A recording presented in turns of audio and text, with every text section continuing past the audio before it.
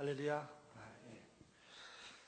최근 들어 우리 사회에 암울한 그림자가 드리우기 시작을 했는데 그것은 다름이 아니라 동성 결혼에 대한 이슈입니다. 지난 6월 26일 미국 연방대법원은 동성 간의 결혼을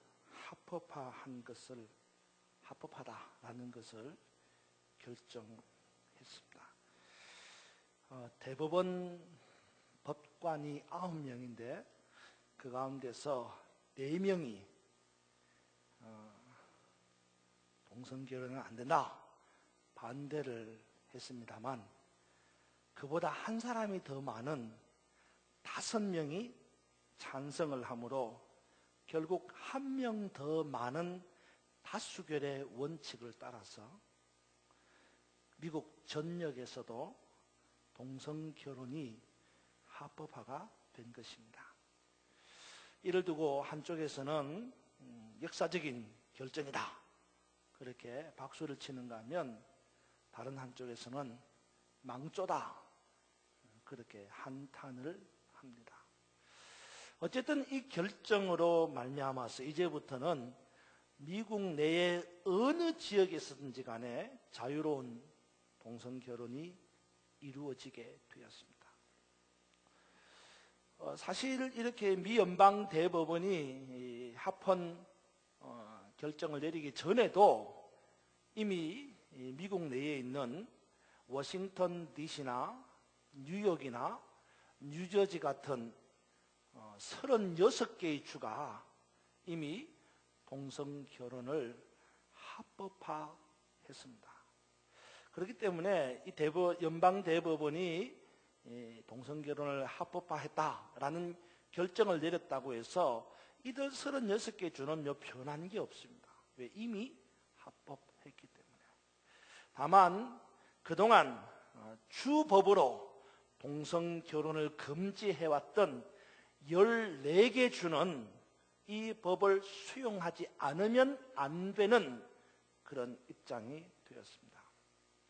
그런데 이들을 14개 주는 어떤 특징이 있느냐 하면 미국 지도를 펼쳐놓고 보면 미국 지도의 중부 지역에 펼쳐져 있는 일명 바이블 벨트라고 하는 지역에 속한 주들입니다. 바이블 벨트 무슨 말입니까? 성경, 하나님의 말씀을 바탕으로 하는 지역이라고 하는 이 바이블 벨트를 중심으로 한 14개 주가 이 동성 결혼을 허용하지 않았습니다. 그러나 이제 이들 14개 주도 이제부터는 이 연방법원의 판결을 따라서 일단 법적으로는 동성 결혼을 반대할 방법이 없게 된 것입니다. 하지만 법적으로는 그렇다고 할지라도 이들 14개 주들만큼은 주민들이 스스로 정서나 감성 때문에 동성애자들을 바라보는 시선이 차갑고 냉랭하지 않을 수가 없습니다. 물론 시간이 지나면 다른 주에서 동성 결혼을 한 사람들이 이들 14개 주로 들어 이사를 온다거나 해서 늘어나게 되면 그 반감이라는 것이 차츰차츰 줄어들 수도 있을 것입니다. 이미 미국 연방대법원에서 결혼에 대한 규정을 처음에는 어떻게 내렸냐면 결혼 그러면 여러분 어떤 정의가 있느냐 하면 한 사람의 남자와 한 사람의 여자의 결합을 결혼이라고 규정을 했습니다. 그랬는데 이게 이제 바뀐 거예요. 연방법원에서 어떻게 바뀌었느냐 하면 한 사람의 남자와 한 사람의 여자의 결합이라고 하는 결혼에 대한 정의가 두 사람의 결합이라고 하는 것으로 변경되어져서 시간의 지남에 따라서 이제 사람들이 점점점 그런 생각들이 우호적으로 바뀌게 될 수 있다는 겁니다. 지금까지 우리는 한 사람의 남자와 한 사람의 여자가 결합하는 걸 결혼이라고 이야기하는데, 이제는 한 사람의 남자라는 말이 아니라 그냥 두 사람, 그게 남자가 됐든 여자가 됐든 관계없는 거예요. 그냥 두 사람이 결합하면 그게 결혼이라고 하는 정의로 바뀌게 됐다는 겁니다. 동성애자들이 지지를 받고 있는, 이 99%의 지지를 받고 있는 민주당 소속의 이 버락 오바마 대통령은 이날 6월 26일 연방 대법원이 동성결혼을 합법한 이 판결에 대해서 뭐라고 말했냐면 이렇게 말을 했어요. 이것은 동성결혼에 합법화는 지난 수년간 혹 수십 년간 변화를 이끌어내기 위해서 노력하고 기도해온 당사자들과 지지자들의 승리이자 미국의 승리다. 그렇게 이야기했어요. 그렇다면 여러분, 과연 이들의 주장대로 결혼에 대한 정의가 이렇게 끝이 난 것이라고 생각합니까? 동성애자들은 미 연방 대법원의 결정을 두고 그들이 승리했다. 또 그들의 지지자들, 동성애 지지자들이 승리했다. 그렇게 말합니다. 여러분, 승리라는 말은 끝이 난 거예요, 안 난 거예요? 끝이 난 거잖아요. 승리는 끝이 난 겁니다. 그러면 동성애자들의 주장처럼 이 미 연방법원의 판결을 따라서 결혼에 대한 정의, 다시 말해서 결혼이란 한 사람의 남자와 한 사람의 여자가 결합하는 것이 아니라 두 사람의 결합이라고 하는 이 정의가 결혼의 정의로 종결되었느냐, 끝이 났느냐, 이 말이에요. 저는 결코 그렇지 않다고 생각합니다. 끝난 게 아니에요. 그러면 여러분, 끝난 게 아닙니다. 일이 이렇게 된 이상, 그러니까 한 사람의 남자와 한 사람의 여자가 결합하는 것이 결혼이다라고 하는 이 정의가 바뀌어가지고 두 사람이 결합하는 것이 결혼이다라고 하는 이런 결정이 내려지게 된 이상 앞으로 얼마든지 이 정의는, 결혼에 대한 정의는 바뀔 가능성이 충분하다는 거예요. 어떻게 바뀌느냐? 예를 들어서 여러분, 이렇게 바뀔 수 있어요. 이제 바뀐 결혼의 정의가 뭡니까? 두 사람의 결합이라는 게 결혼인데 바뀐 것이. 그런데 이제 앞으로는 이런 이제 바뀐 정의가 나올 수 있습니다. 뭐냐면, 왜 두 사람이 해야 되는가? 결혼에 대한 정의, 두 사람의 결합이라고 했는데, 이제 앞으로 어떤 이야기가 나냐면, 왜 두 사람이어야 하는가? 무슨 말이에요? 세 사람이서 하면 안 되느냐 이거예요. 아니면 네 사람이서 결혼하면 안 되느냐 이 말이에요. 그러니까 뭐예요? 일부 다처 혹은 일처 다부, 이런 것은 얼마든지 자연스러운 결혼 형태라고 말할 때가 온다는 겁니다. 사실 여러분, 인류 역사를 보면 일처보다 일부 다처가 훨씬 더 전통적인 방식이었습니다.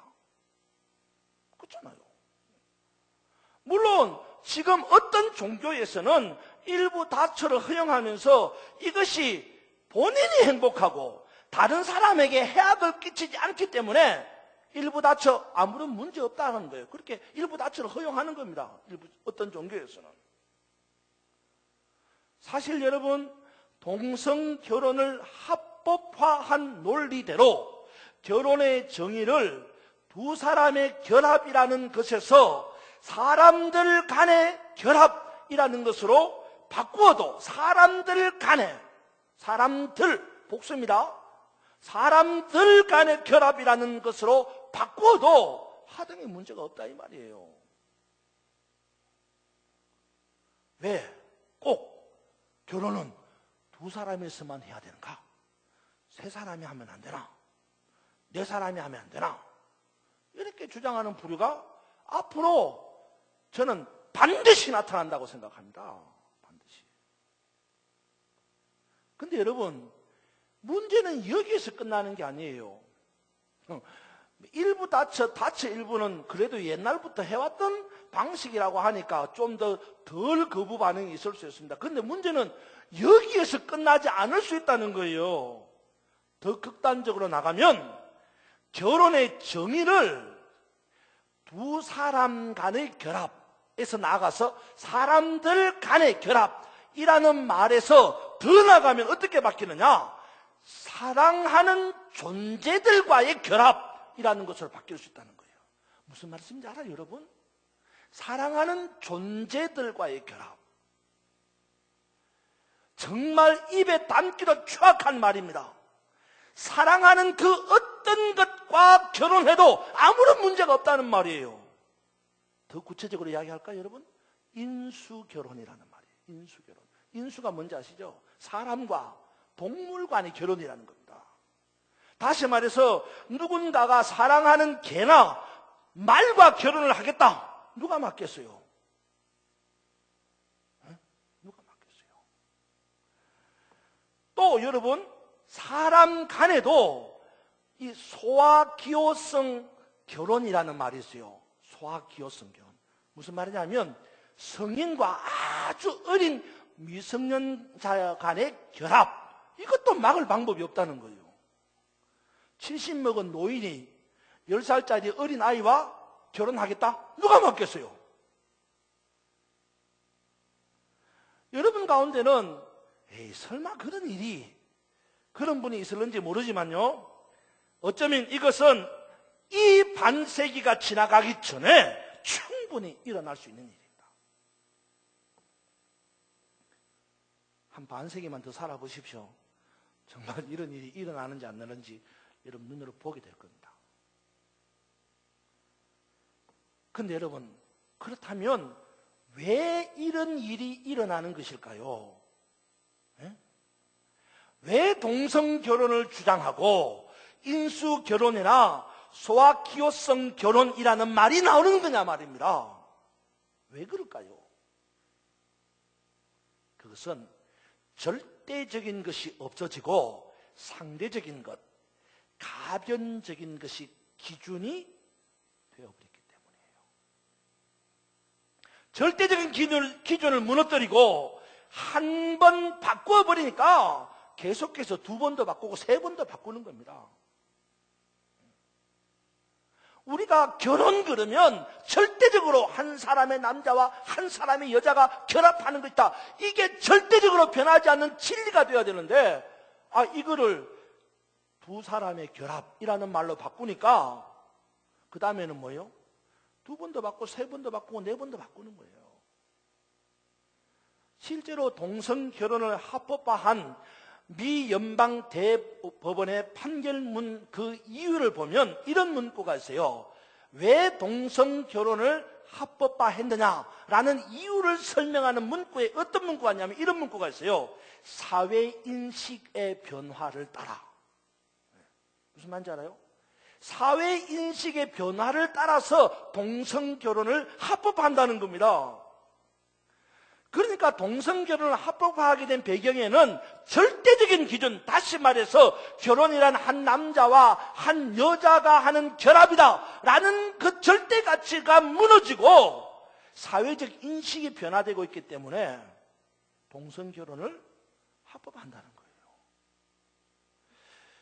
이 말은 앞으로 사회인식만 변하면, 사회인식만 변한다면 다른 형태의 결혼, 그러니까 인수결혼, 아까 말씀드렸죠? 동물과 사람이 결혼하는 거. 또 소아기호성 결혼, 뭐예요? 나이 많은 사람이나 또 아주 어린 아이가 결합하는, 이것도 얼마든지 가능할 수 있다는 거죠. 사회 인식만 바뀌면, 생각만 바뀌면. 여러분, 이 사회 인식이라는 것이 얼마나 가변적인 겁니까? 가변적인. 무슨 말이냐면 여러분, 우리가 저 2조 시대 때의 생각과 지금 우리의 생각이 어떻게요? 바뀌었잖아요. 가치관도 바뀌고 생각도 바뀌잖아요. 이 사회 인식의 변화는 그때그때마다 바뀌는 거예요. 사람마다 생각이 다를 수 있고 사람마다 인식이 변할 수 있는데 이런 가변적인 사회 인식을 우리 사회를 결정하는 기준으로 삼는다고 한다면 그야말로 무슨 일이든지 불가능한 것이었고 못할 게 없다는 거예요. 그냥 사람이 좋으면 뭐든지 다 해도 되는 겁니다. 사람이 좋으면 뭐든지 다 해도 되는 거예요. 결국 이것 때문에 망하는 거예요. 이것 때문에 망하는 거예요.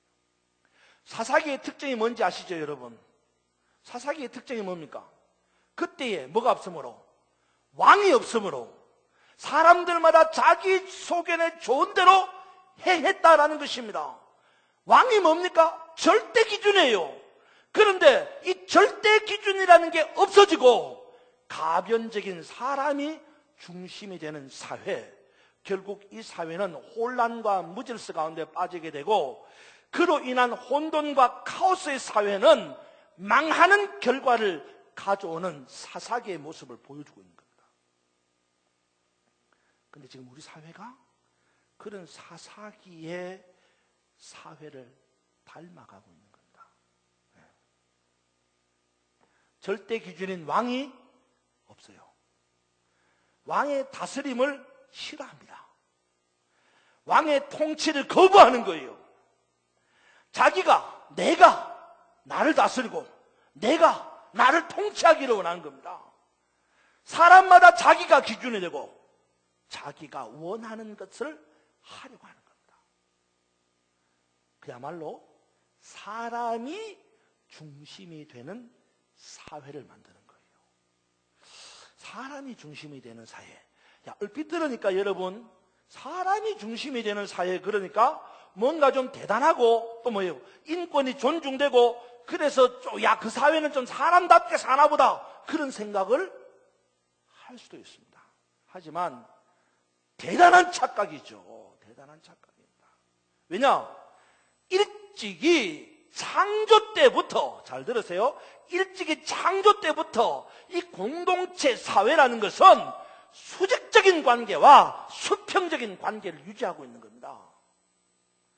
수직적인 관계란 하나님과의 사람과의 관계인데 그 최초가 누구예요? 하나님과 아담과의 관계입니다. 수평적 관계는 사람과 사람과의 관계인데 그 최초가 누구예요? 아담과 하와의 관계입니다. 그런데 이 수직적 관계, 하나님과 아담과의 관계는 예배라는 것을 통하여서 하나님 중심의 절대 기준을 지켜 나가는 것입니다. 그래서 만약에 사람에게 하나님이 없고 예배가 없어진다면 이 하나님 중심의 절대 기준도 상실하게 되고 사람 중심의, 사람만이 가변적인 사회로 존재하는 이 혼란과 혼동의 사회가 만들어지는 거예요. 그 예가 뭡니까? 그 예가 바로 창세기 11장에 나오는 바벨탑 사건입니다. 바벨탑 사건에 하나님이 있습니까? 왕 대신 하나님이 없습니다. 그리고 그 바벨탑 사건은 왕 대신 하나님이 없음으로 말미암아 마침내 흩어져 버리게 되는, 바벨의 뜻이 뭡니까? 흩어지다예요. 흩어져 버리게 되는 그런 망조가 오는 거예요. 망조가. 뿐만 아니라 수평적 관계에서 사람과 사람과의 관계는 아담과 하와의 관계인데 이 공동체, 아담과 하와 이 두 사람의 공동체는 사랑 안에서 하나님의 형상을 절대 기준으로 지켜나가는 것입니다. 사랑 안에서. 우리 성경 공부하면서 제가 그런 이야기했는데 여러분, 아담이 하와 보고 뭐라 그랬어요? 이는 내 뼈 중에 뼈요, 내 살 중에 살이라 그랬습니다. 이거 여러분 그냥 뭐 뼈 중에 뼈, 살 중에 살 그런데 그 말을 쉽게 이야기하면 무슨 말이냐면 너는 나다 이런 거예요. 너는 나다 이 말이에요. 여러분 세상에서 제일 사랑하는 게 누구예요? 나지요. 그런데 세상에서 제일 사랑하는 나가 너라는 거예요. 왜? 사랑이기 때문에. 사랑이기 때문에. 우리 사회가 그런 사랑을 바탕으로 한 절대 기준의 공동체가 되어야 되는데 그게 없어져 버려요. 그게 너는 나다 라고 하는 이 절대 기준의 사랑 가치가 없어져 버리는 거예요. 내가 좋으면 되는 거예요. 내가 좋으면 아무것도 안 해도 돼요. 내가 좋으면. 지금 우리 사회가 그렇게 되어가고 있는 겁니다. 수직적 관계가 깨어지고 수평적 관계가 무너지는 망조의 사회가 되어가는 겁니다. 근데 여러분, 이런 생각이 들지 않아요? 뭐냐면 하나님은 뭐하고 계시나? 하나님 뭐하고 계시나? 수직적 관계도 깨어지고 수평적 관계도 깨어지고 세상이 망해갈 징조를 보이는데 하나님은 뭐하고 계시나? 뭐하고 계십니까? 여러분, 우리가 오늘 본문 한번 보십시오. 1장 24절을 보십시오. 1장 24절. 우리 같이 한번 읽읍시다. 1장 24절 시작. 그러므로 하나님께서 그들을 마음의 정욕대로 더러움에 내버려 두사 그들의 몸을 서로 욕되게 하셨으니. 아멘. 또 26절을 보시기 바랍니다. 26절 시작. 이 때문에 하나님께서 그들을 부끄러운 욕심에 내버려 두셨으니 곧 그들의 여자들도 순리대로 쓸 것을 바꾸어 영리로 쓰며. 계속해서 28절을 보십시오. 시작. 또한 그들이 마음에 하나님 두기를 싫어하며 하나님께서 그들을 그 상실한 마음대로 내버려 두사 합당하지 못한 일을 하게 하셨으니. 아멘. 네, 여러분, 이 24절, 26절, 28절 이 세 절의 공통점이 뭐예요? 네? 이 세 절의 공통점이 뭐예요? 내버려 두사.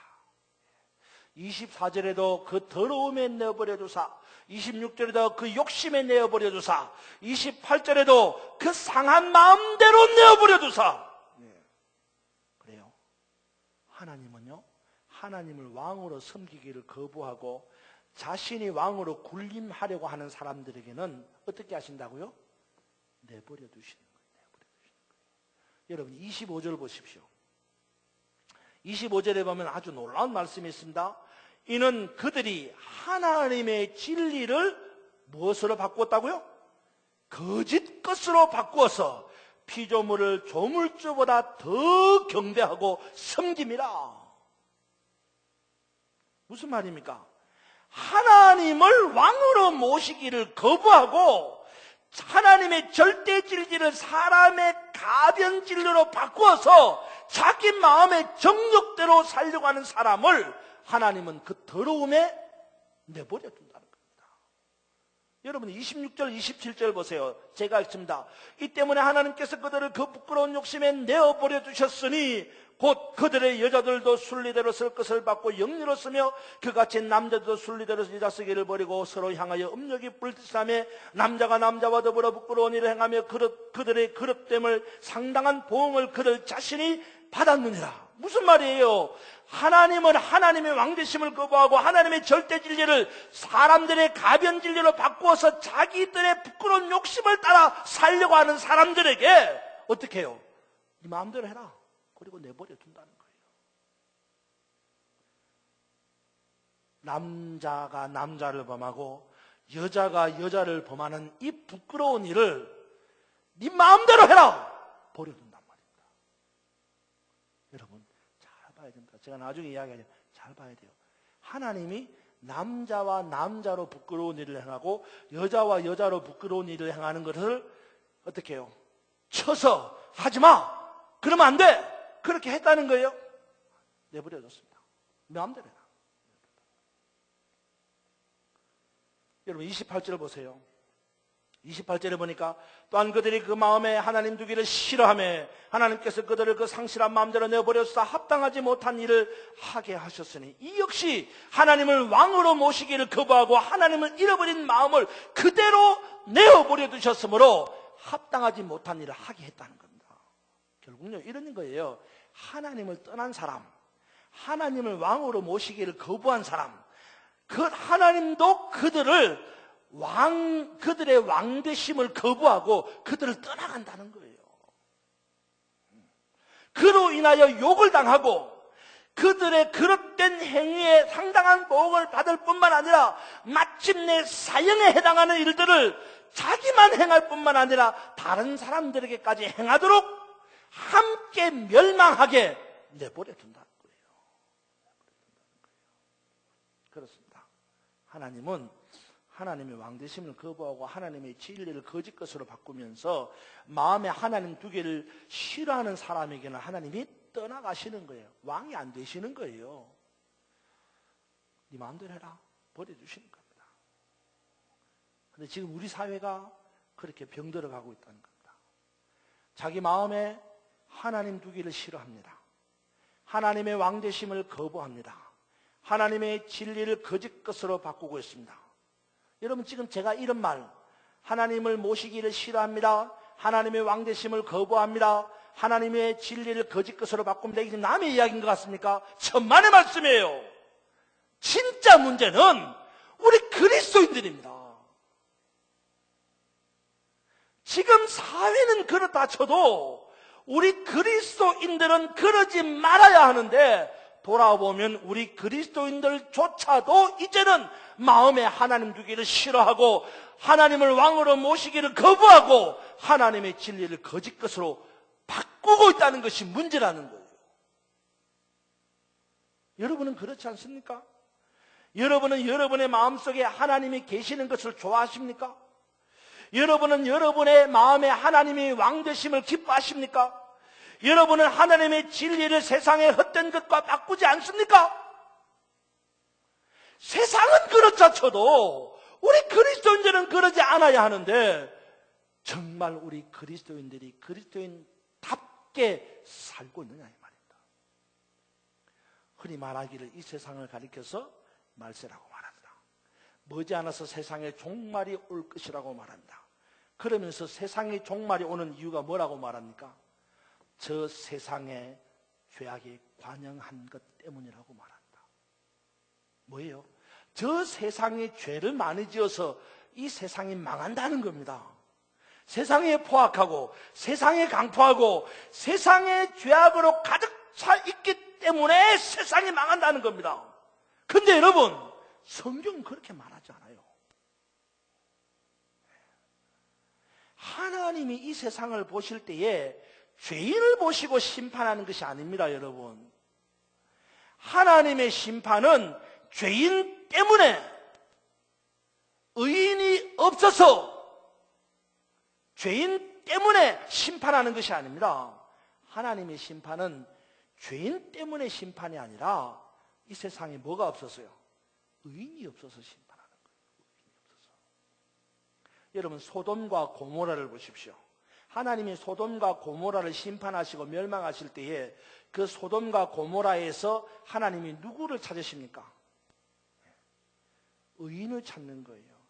하나님이 소돔과 고모라를 보시고 그 소돔과 고모라가 죄가 많아서 이 성을 멸망시켜야겠다. 아니에요. 결론적으로 말하면 소돔과 고모라 이 성에 죄가 많아서 망한 것이 아니라 이 성에 뭐가 없어서 의인 10명이 없어서 망한 거예요. 의인 10명이 없어서. 아무리 소돔과 고모라가 극악한 죄악의 도성이라고 할지라도 의인 10명이 있으면 망하지 않는 거예요. 바꿔서 이야기합시다. 이 세상이 아무리 극악무도한 세상이라도 교회가 교회다우면 망하지 않는 거예요.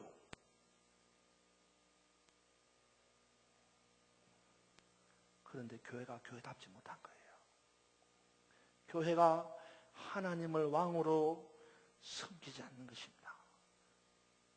성도가 하나님을 마음에 두기를 싫어하는 것입니다. 의인이 없어서 세상이 망하는 것처럼 교회가 답지 못해서 망하는 겁니다. 동성결혼주의자들을 욕하지 마십시오. 무슨 말인지 알아요? 저는 이런 생각을 해본다. 사회 인식이 변한다 그랬잖아요. 지금 우리는 안 변했어요. 근데 우리 가운데서 앞으로 한 30년 살면 그때 가서는 동성 결혼을 향한 인식이 바뀔 사람이 있을까 없을까? 있을 수 있어요. 그게 문제예요. 그게 문제라고. 여러분, 하나님께서 이 세상에 교회 공동체를 세우신 이유가 뭔지 아십니까? 그것은 교회 공동체를 통해서 하나님을 왕으로 섬기는 지체들이 와해되지 않도록, 깨지지 않도록, 나아가서 다른 이방 세상 사람들에게 하나님의 왕되심을 선포하게 하도록 이 세상에 교회 공동체를 세워주신 것입니다. 그러므로 사랑하는 여러분, 세상을 욕하지 마십시오. 동성 결혼을 한다는 사람을 정죄하지 마십시오. 세상이 악하다고 정죄하지 마십시오. 동성 결혼, 분명히 잘못된 것입니다. 성경이 악한 것이라고 규정합니다. 분명히 하나님의 진리를 거스르는 잘못된 행위입니다. 그러나 그것을 정죄하기 바쁘기보다는 우리 스스로가 거기에 빠지지 않도록, 우리의 사회 인식이 바뀌지 않도록 우리 스스로를 잘 만들어가는 게 중요해요. 우리 스스로가 거룩함을 잃지 않으려고, 우리 스스로가 거룩함을 잃지 않으려고, 내가 거룩하니 너희도 거룩할지어다, 이 거룩함을 잃지 않으려고 하나님을 왕으로 모시고 하나님의 다스림을 받으며 하나님의 뜻을 이루어 가려고 부단히 수고하고 애를 써야 하는 것입니다. 그것이 이 마지막 세대에 우리가 진실로 해야 할 거룩한 싸움인 것입니다. 사도 바울은 이렇게 말합니다. 우리 안에 두 마음이 있다 그랬습니다. 그렇죠?